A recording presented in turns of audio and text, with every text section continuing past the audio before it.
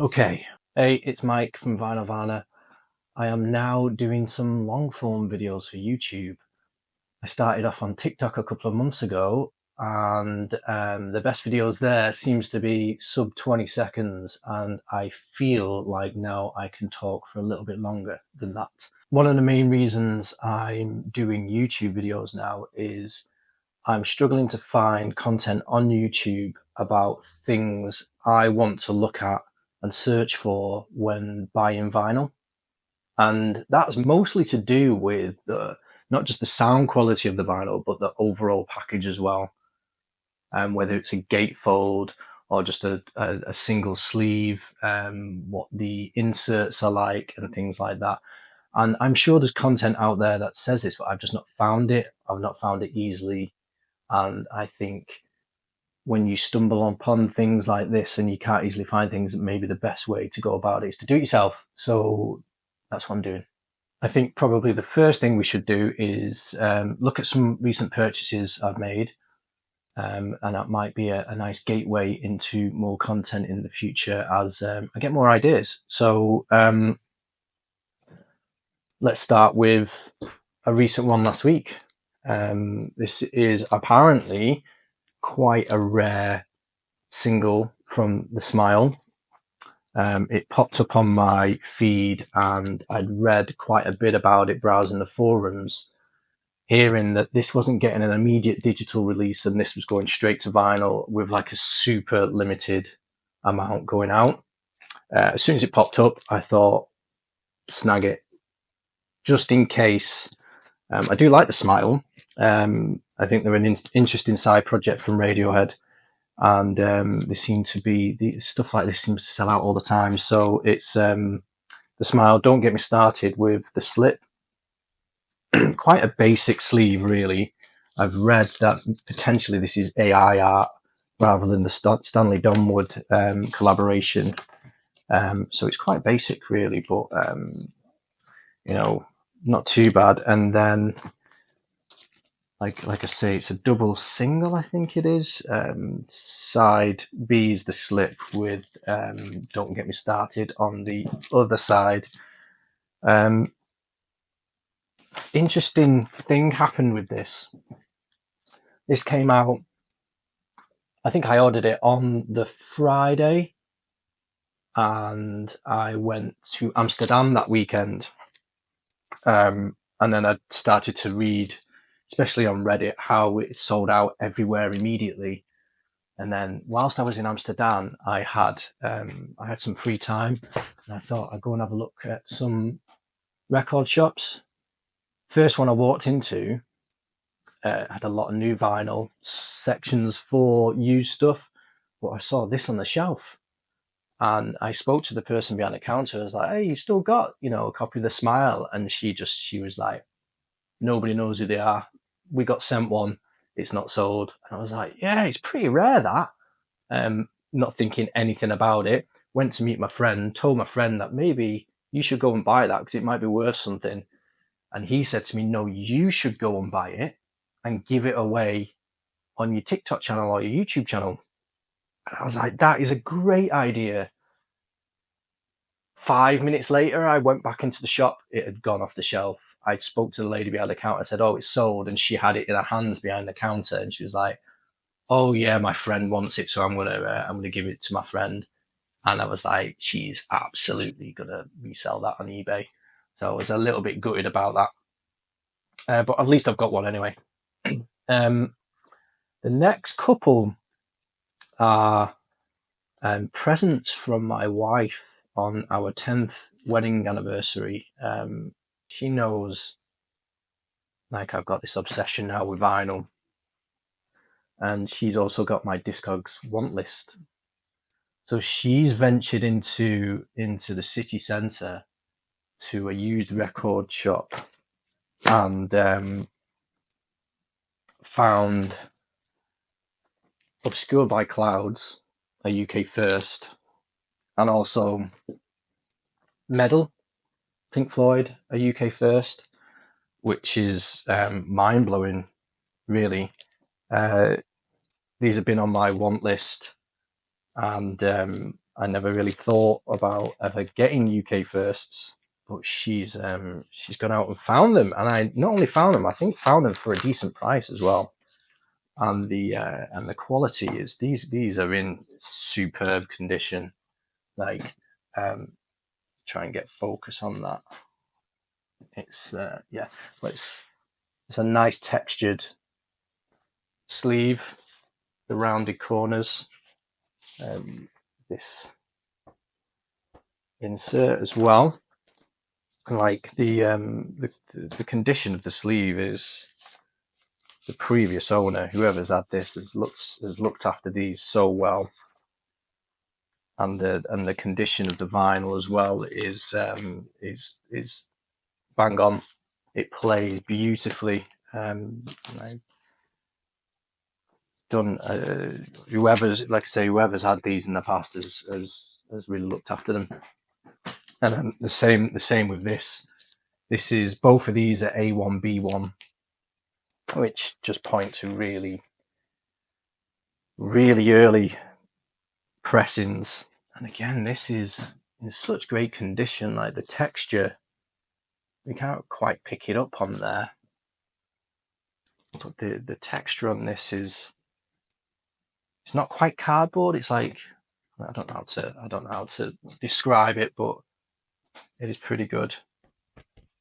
Again, I think the same person has had these, because there's a little tag here, and there's one on that, and I think whoever's had these has catalogued them by putting these tags on, but just done a really good job of looking after these. And that's what's great about, you know, digging and trying to find old pressings, is you're going to run into so much rubbish and stuff that is just not in good condition and not looked after, but every now and then you find stuff and it's just preserved and it's beautiful. Again, this is the vinyl's in great shape as well. A1B1, beautiful. This is from a private seller that I've got. I go around every now and then and pick his brain and then pick stuff off the shelf. And I got Wish You Were Here. This, again, it's a classic album. This is this has been well looked after. Superb condition sleeve. It has the postcard. Whether or not that is the original postcard, I don't know. The printed inner with the lyrics, and then the kicker is, this is again a very early UK press. I think this is a A1B7,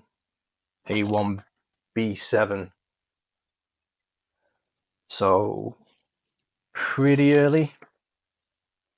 The key thing is it sounds incredible. I've got the you know, the one that's on Amazon that's widely available. I don't know if it's like a 2016 maybe remaster, you know, that you can get on sale at Amazon for like £15 every now and then. That sounds great, but so does this. Again, really good condition. Really happy with that one. Again, from the same reseller, a band that I never really got into or listened to in the past, but I know enough about record collecting, just enough about record collecting to recognize some key albums that if you see them and they're for a good price, it might be worth picking them up. And Who's Next is one of them. This, great condition.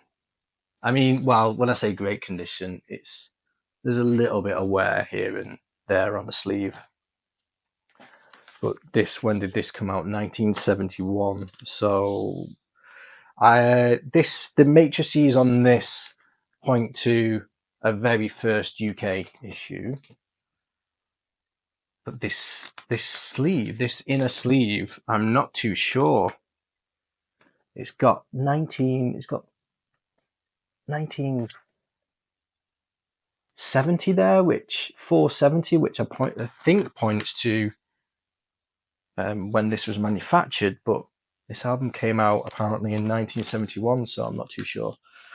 But again, this is a fantastic sounding record. I think on one song there's a tiny little skip, tiny little pop. This album's over 50 years old. The album's 50 years old, but this literal pressing is 50 years old. So a tiny little pop or crackle on one of the tracks is completely acceptable for me, especially for the price I got that for.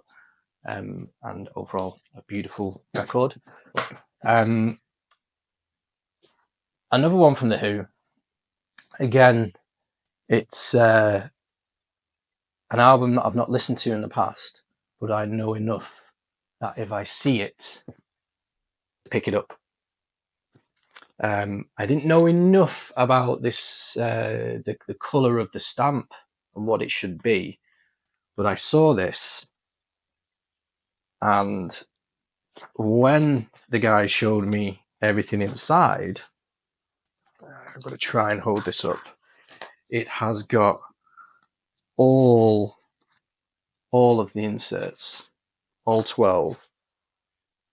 Didn't know enough about this pressing to know what, the minor, the little details of everything, what it should be. But once I got it back and I looked through everything, now I believe later issues changed this to The Who at the marquee rather than Tuesdays at the marquee. I'm not entirely sure, but everything's there. It's in lovely condition, but however, it's got the red instead of the black. Now the vinyl, the record itself, points to a very first UK issue, and I can't find any information that has this early record in a sleeve with all the inserts. So I'm hazarding a guess that whoever had this had a first issue, maybe damaged the sleeve, and then swapped the vinyl out for a newer sleeve with all the inserts. That's kind of my guess, because again, it's great sounding. That is, the record itself is UK first issue, but the sleeve points to a later issue. But a great album. If you find this out in the wild, definitely pick it up. A couple of wild cards now, maybe not wild cards, but something, this is a classic album, but not something that I'd probably actively go out and find. But Purple Rain, Prince, some classic tracks on here. I believe this is a UK first. I think this points to a UK first. The matrices point to a UK first. What's interesting about this is the label. It's like all the font. The font used is, God, I'm trying to hold this up to get focus rather than on my face. The font is different for every track, and from what I've read, it points to a UK first. Again, it's a great album. Just the printed sleeves are really nice. Even though it's not a gatefold, it's just a sleeve. It's still a beautiful package. And for the price, a worthy addition to the collection. Here's another album that I found, and it's by a band that I don't own much, and I never really listened to much in the past. But again, I saw it and I thought, this is a good collector's item. It's a UK first issue of Automatic for the People. I'm trying to not bounce the light off it. There we go. The sleeve is pretty generic. I think this is a consequence of the CD revolution in the 1980s. I think is that production into vinyl releases for bands in the late 80s and the 90s just wasn't that important. So everything's just a little bit, right, print it on, get it in there, ship it out, rather than, you know, taking care into the production of the sleeve in particular. So it's pretty basic, but the record itself is a UK first, and though not being a big fan of REM, this, when I put this on, the first track, Drive, sound just takes it up. The listening experience is just really heightened. It sounds absolutely stunning. Again, for a band that I don't really listen to, this album from top to bottom is superb. Highly recommend, even if you're not into them, if you can find this, just give yourself a treat for the ears and get it.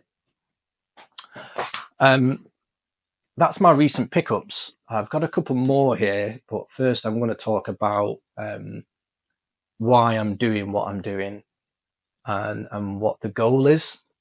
Although I don't have an immediate goal, but what I've always wanted, beside my actual job in real life, is to have a record shop and just have that ability to, you know, speak to people about records, speak to people about music. And then, you know, the best way to do that in my eyes was always to have a record shop.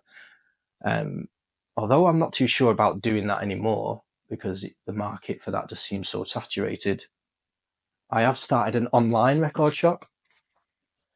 I've started it through a third party online seller.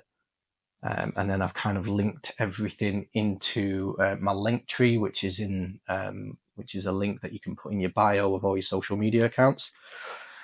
And yeah, I think it's a nice little maybe segue into doing it for real. And let's just see if what I'm doing is curating a lot of like limited edition, special editions, collectibles and first editions, stuff that's coming from my personal collection, stuff that I don't listen to, but I know is special enough for other people who are collectors or fan of the particular artist that they would want in their collections. So I'm curating it and I'm putting it up, and everything is obviously really well looked after and in really good condition. And I picked up these two a couple of weeks ago, and I do like David Bowie, but I'm not. It's not something that I would turn to and just put on, you know, ahead of everything else I've got. So this is a UK first, but what's unique about this is this has got the Italian label. So this, from what I understand, is this was manufactured in the UK, but they needed help because I think they were too busy or something, and they outsourced the labels to a different company in a different country. That's what I've read online. The matrix numbers point to a UK first. It sounds incredible. I just think maybe David Bowie fans might enjoy this more than I do. And it's the same with this one. This isn't a UK first. This is a 1980 reissue as per the green label. But again, this is such a great sounding record that I think it's worth having this rather than the recent reissues. What I'm doing is that I'm pricing everything really competitively as well. I'm trying to be cheaper than Discogs, cheaper than eBay, because the place that I'm selling on doesn't have any seller's fees. That means that I can price it lower than Discogs and lower than eBay because this company is not taking a cut of it. So I'm getting 100% of the money, and it's cheaper for the customer as well. So yeah, these two are the latest ones in the shop. Please do click on the link in my bio, the link tree, because the shop is itemized there, and then you click through onto the external website and you can buy through there. What you can do on the link tree is subscribe to it.